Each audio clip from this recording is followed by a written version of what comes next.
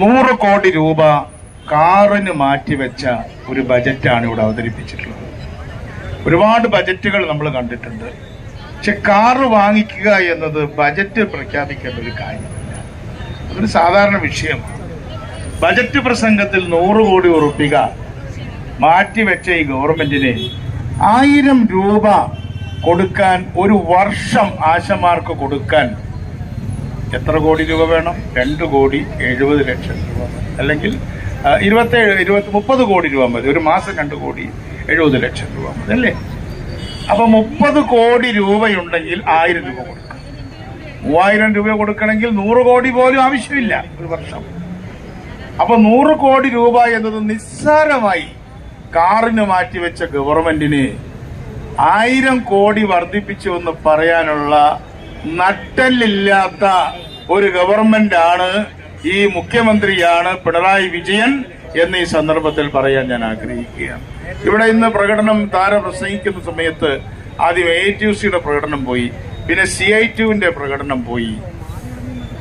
ആ തൊഴിലാളികളെല്ലാം നല്ല സഖാക്കളാണ്. അവരുടെ എല്ലാം മനസ്സിൽ ഇതിങ്ങനെ തമ്പേർ അടിക്കുന്ന പോലെ അടിക്കുകയാണ്.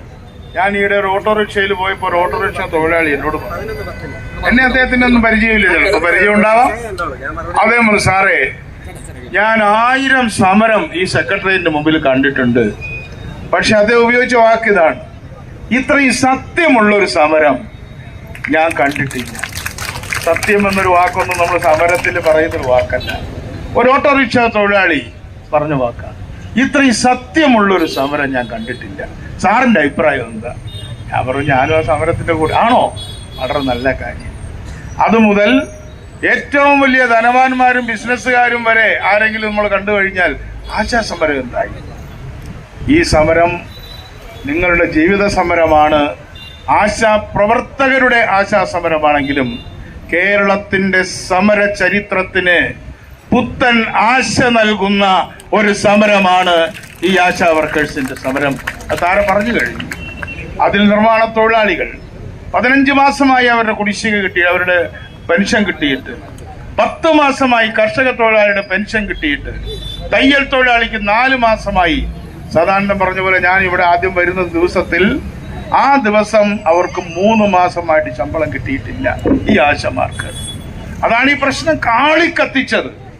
3 മാസം ശമ്പളം കിട്ടാത്തത് കൊണ്ട് സമരരംഗത്തിറങ്ങിയ തൊഴിലാളിയാണ് ഈ ഇരിക്കുന്ന ആശാ തൊഴിലാളികൾ. അവർ കുടിശ്ശികയ്ക്ക് വേണ്ടിയല്ല, പണിയെടുത്ത കാശിനു വേണ്ടി നിരാഹാരം കിടക്കേണ്ടി വരുന്ന ഒരു ഗവൺമെന്റിനെ നയിക്കാൻ പിണറായി വിജയൻ എന്ന കമ്മ്യൂണിസ്റ്റുകാരന് നാണമുണ്ടോ എന്ന് ചോദിക്കാൻ ഞാൻ ആഗ്രഹിക്കുകയാണ്. ഒരു വേറെ ചില സന്ദർഭത്തിൽ പറയും, പാടത്ത് പണിത വരമ്പത്ത് കൂലി. അത് കൊലപാതകത്തെ കുറിച്ചാണ് പറയുന്നത്, പണിയെടുക്കുന്ന ആൾക്കാരെ കുറിച്ചല്ല. ഇവരുടെ പണിത് തകർന്നിരിക്കുകയാണ്.